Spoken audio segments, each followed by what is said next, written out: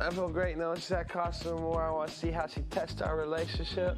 The harder the test, the better the grade. That's literally not true. Like, not even close to the truth. Why would you say that? Hello, everybody. Welcome back to my channel. My name is Queenie. For those who don't know me, reviewing Love Island USA Season 5, Episode 17. This episode was trash. This episode was absolutely horrible. I hated it. I hated every second of it, but let's get into it. Before I do, please make sure to like this video, subscribe and hit the bell, and leave a comment down below. Cassie is the first one seen to talk to the Casa boys, and she is talking to Bieber. I find you really attractive. I thought you were cute. Thanks. Yeah. I appreciate that. You're kind of awkward, and I like it. Like, just little things. I'm like, What the hell are you talking about? just little things. I'm like, okay, like, he's awkward. I talk too much. Yeah, I heard that on the street. Was that annoying? Yes. Oh. Yes, it is. I feel like this is the most awkward conversation, but I love You it. think so? I like it, though. I feel like it's going so I well. like it. I am so glad she called Bieber out on being awkward, because I think in his mind he comes across as a Casanova. But in real life, it's giving, please get away from me. Like, please get away from me. I don't know. Like, me personally,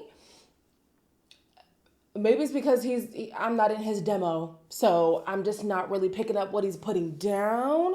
But I would be like, is everything okay? Like, do we need to talk to I don't know. The way that he talks, the things that he talks about, the way that he's so cocky, like he really thinks he's that guy. He thinks he's him. You're not him. Destiny and Marco, you know. Destiny and Sparkle have an age gap just like her and Marco. And honestly, sis, I would not even want to go there. Well, you are very beautiful. You are very attractive. And you are very handsome and very attractive yourself. 23. Oh, sorry. I get that a lot, surprisingly. I'm sorry, but I've gotten to a point in my life where I really value the importance of a strong nuclear family. He gave grown man, for sure. You know, it just goes to show you can never judge a book by its cover. I absolutely know that looks can be deceiving. You don't want to judge a book by its cover, but this book I am judging by the cover. Absolutely. Already with the sparkle, little sparkle. And the fact that he is 4 years her junior? No thanks. I would not, but I'm not Destiny, you know, I'm not Destiny. So who am I? But me, if it were me, in Destiny's shoes, what am I doing with a man who's 4 years younger than me? Especially at this age. Like, what I'm looking for, he's not looking for. But also, Destiny might not be looking for what I'm looking for, because again, this woman put sugar in her boyfriend's tank. Child, like that, I will never get up. Like, what kind of level of anger do you have to be at to think, that's the solution? Like, yeah, I'm sorry, Destiny. If that's what you want to go for, that's what you want to go for. But again, I'm judging the judgment. I am judging your judgment. KK and Twist Out talk about attraction. And I feel like he was kind of fishing for a compliment, wondering who she was drawn to first. And she's like, nobody. Who kind of like your eyes, like just Honestly, darted you? I didn't have that. You didn't have that. Honestly, I didn't. Like you have like a light, like about you. You feel me? I'm not just saying that too. Like yeah, stop it. Okay, like you bless me. I was actually gonna go to Greece. Like I would have been in Greece right now if I wasn't here. Yeah. Wow. I never thought about Santorini, Mykonos. that. Literally, like I want to go see the world, and like being out here is just like damn. Like there's shit out here. Like we here. Like you feel me? You mean to tell me this woman, KK, this stunning, intelligent woman, gave up Greece to be played on national television by Keenan? Like, don't get me wrong. Of course, she didn't know this was going to happen. But if my options were to either be in Greece or have a fun time on a television show in Fiji, dating and kissing and dancing and rubbing and touching and hugging and loving all kinds of men, and my choice was Keenan, I'd have to look at myself in the mirror and say, baby, we have lost the plot. We have lost. You could have been in Greece. You could have been in Greece. But you're in Fiji on television, being played by Keenan. God forbid. Anyways, in this conversation, me personally, lines don't work for me. So when he's like, you're such a light, and she's just eating it up, I was cringing. I'm sorry. You guys let me know if you're like pickup line kind of people, whether guy, girl, non-binary, everybody else in between. Do pickup lines work for you? Does the overly, how do I put it? The flattery, like piling on the flattery, does that work for you? Because me personally, it doesn't. Bieber is now talking to Carmen. And this is where it solidified for me. Oh, he's a Naco Taco.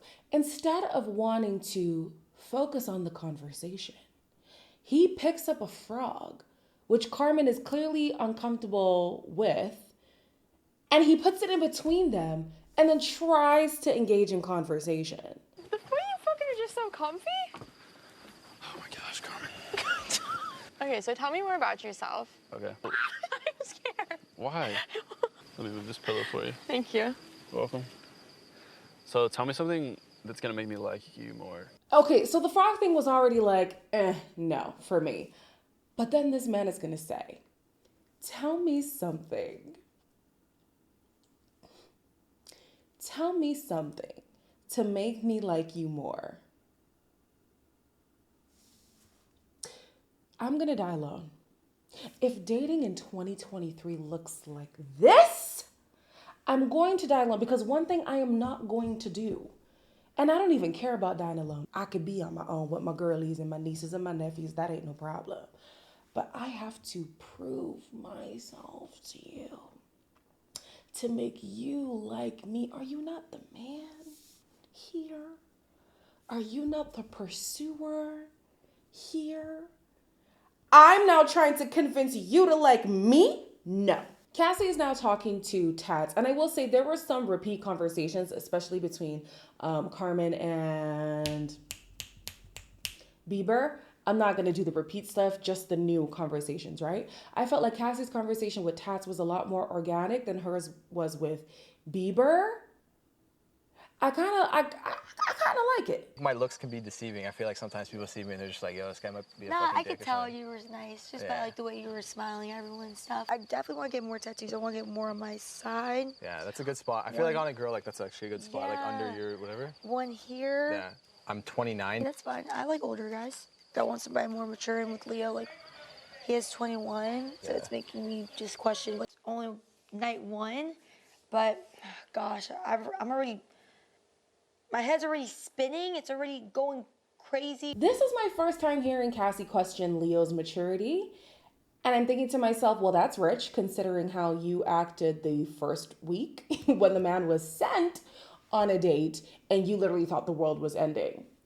So, I mean, yeah, insecurity and maturity aren't mutually exclusive, but I'm like, if he's immature and you're insecure, like, I just don't know how it's going to bode well for you dating a man who is as attractive as this man is. He's older. He's 29.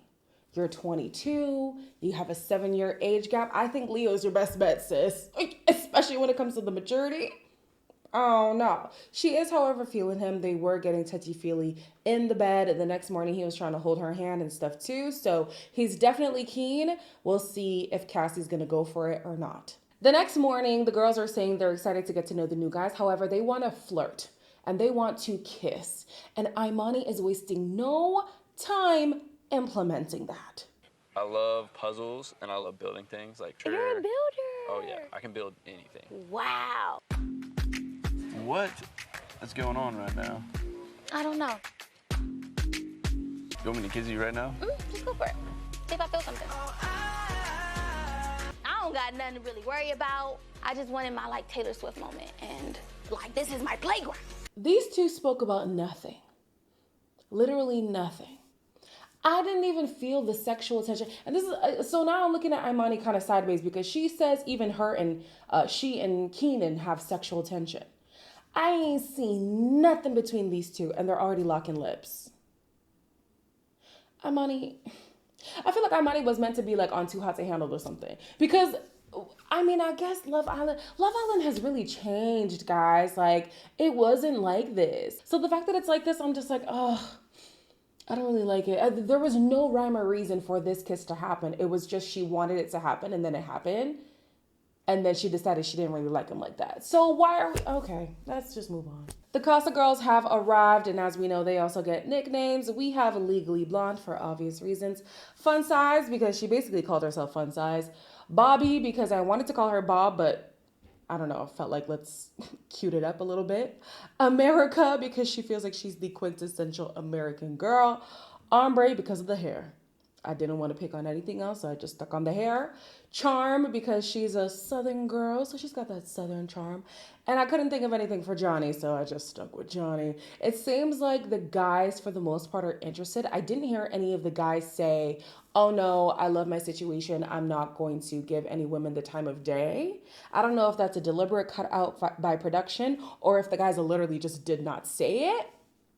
That would be interesting. From my observation, and it was proved further in the episode, I felt as if the producers put America in there to be for Bergie.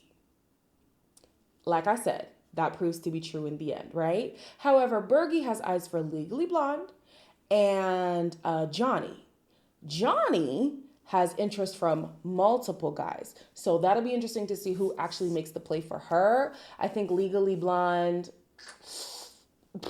I don't know if anybody's gonna like her, but she's really cute. She's so cute. Oh, cute as a button, ain't she? She's really cute. I actually would like her better with Bergie, but she ain't gonna like him. So let's just leave that to America. America and America. KK and Chomi are an unexpected pairing, but I can't say I'm against it. I kind of felt like maybe a little vibe with Brandon. Brandon's a really good listener and mature. Sounds like that's not asking for a lot, but I can't say that about every guy I've talked to. If there's a spark there, if there's a connection there, then I owe it to myself and I want to pursue it because I haven't given myself that. I'm trying to like come out and like put in my effort and my time. And I like that a lot. Like, that's very attractive to me. So far, unless this is me just being biased, I feel like Chomi has the best conversation skills. He's so attentive, this one. He really is igniting the conversation. He's keeping it going. He's not looking at her to prove herself to him. Like, he's just, he's holding it down. And when he listens to her, he's really there just like, I wasn't with it, but I might be with it now. Will there be potential? I don't know. Maybe KK is just trying to put herself out there to like taste the rainbow. But would she actually go there? Yeah, no. I think her guy would be a guy like Keenan. And there isn't a Keenan dupe in here, so yeah. Fun Size says that she has been watching Keenan. And after all her studying, she's going to willingly sign up for Struggle Love. He's somebody that I would normally talk to, like, for sure. outside. You feel what I'm saying? Nah, okay, so you was doing that little correlation while you was doing your little homework or whatnot. I am not worried about stepping in between nobody's relationship right now. I'm just focused on myself. Oh, Lord, goddamn. I did not see that bubbly side to you. Where it's coming from, really? Goddamn? I mean, you have not start smiling. I like it, though. Like, I feel like I'm the only one who gets these fucking insane tests. The girl reminds me of KK. This woman wants to know where Keenan's head's at, baby girl. Keenan can't even let the girl he's been with for almost a month know where his head is at. You're no better. Like, I don't. Sis, you've seen the material. I don't want to see no tears from you. I don't want to hear no complaints from you. You know what this man is capable of, and he's probably capable of worse. He's just playing it easy right now. So, girl, if he ends up picking you, I don't want to hear PIM. I don't want to hear anything. KK tells Dangle that she's open, keeping her options open. I think production really wanted him for her, but it ain't really meshing like that. However, she initiates a game of Truth or Dare. I would have thought they would do raunchy races today, but they didn't. So that was interesting. They did Truth or Dare instead, and it was only the girls' villa. So in the game, we have Twist Out, who awkwardly three-way kisses his top two girls. Bieber's number one girl is Carmen. Cassie has to kiss her top two and rate them, saying that Tats is better. Imani's number one boy is Dangle. Okay. KK thinks that Chomi would be the most likely to turn her head. And honey, the kiss went on for ages. You get it, girl. Get your groove back. Back at the villa, Mike is talking to Charm and he tells her that he is definitely open and absolutely looking for fun. I'm definitely looking to have a little bit of fun and see if we can have a little spark, a little connection here. You know, right now, you're definitely on my radar. Anything that's kind of outdoorsy, that's my vibe. You know, I've been doing what I can do to like stay in shape. I love that. Yeah, we had that eye contact. I felt like she was trying to look into my soul, which is something, you know, I definitely find attractive. It's so funny to me. I literally wrote down their eye contact is trash. And in his confessional, he's her like, wow, the eye contact was so good. Was it? I noticed that he looks away a lot of the time. However, she's very locked in when she's talking to him. So I'm thinking maybe he means that her eye contact is very intense because his was not. On to the main event of the episode. We know that the producers were waiting for this golden moment right here, okay? Bergie is talking to America. America the girl, not America, America. And he lets her know, you know, it's been tough in here. It's been tough, but I've really grown and I've learned a lot and I'm ready for a relationship. And allegedly, this woman here in America who's looking for a husband and wants to have some kids is being convinced that Bergie might be her person. I want like a fire burning under my ass kind of Gotcha. love. Like I feel like I've been in here, I've been banging rocks trying to get, I think I've said that. Like, do you go out a lot? I like to go out here and there, but I'd rather like Stay at home. watch football, drink beer, do things like that. The exact same. I could just be myself, and I felt like it was enough. Like I didn't have to be anybody else. It felt so nice to have that connection. Maybe my person's here. I think that the fact that she is the quintessential American girl, like she said, this is her own definition. Me, I don't know what the quintessential American woman is, because America is supposed to be this whole, is it a melting pot or a kaleidoscope? Are we the kaleidoscope? Whatever. There ain't supposed to be one American look, right? But she has that Midwestern charm, the values that he's looking for, and all of that. And so I 1000% know that the people who have been voting for Bergie are keeping him because of what he said in this episode. He has learned so much, and he is learning so much. He's growing in this process. Now, here's why this excuse doesn't work for me. The vitriol that Carmen has received, the vitriol that Destiny has received, to me, could be nullified by a simple statement of this process could be a learning process for them. So when people are saying, we're going to keep so-and-so because they need to grow and learn and we just love Bergie, I could say that about Destiny. I could say that about Carmen. I could say that about Cassie. I need better reasons. Like, this is a show about finding love. This is a show where a lot of the women are more experienced and looking for experienced men. And unfortunately, I know they don't want to accept it. But Bergie is just ill-fitting in terms of what Love Island is supposed to be about at its core. Now, is he learning? Yes, and it's great. It's a great development to watch and all that stuff. But honestly, I do feel like he's taking a spot of another guy who would be more successful and could be a potential match for these women. At the end of the day, the women that they've brought in to this point, because I don't even believe this whole America thing, I don't think they're going to be invested in him the way he would be invested in them. So therefore, I feel like this is a waste of time. It's a waste of a casting. But anyways, y'all like it, so I guess I love it. The next episode, they're going back to them stupid, nasty food games. I'm not even going to review that part. I'll tell you that from now. We see Keenan getting a little frisky in the bed. I know that ain't you, Keenan. I know that ain't you. I know that ain't you. And then what else happened? Marco's ex is coming. I hate when they do this. I hate when they bring somebody's ex or an ex-islander. But if it's going to take Marco away from Hannah, that's all right with me. As always, please make sure to like, comment, share, and subscribe. And I'll see you guys in the next one. And apparently there's supposed to be an episode tomorrow, like on Wednesday. So today, when you guys see this. So yeah, stay tuned for that.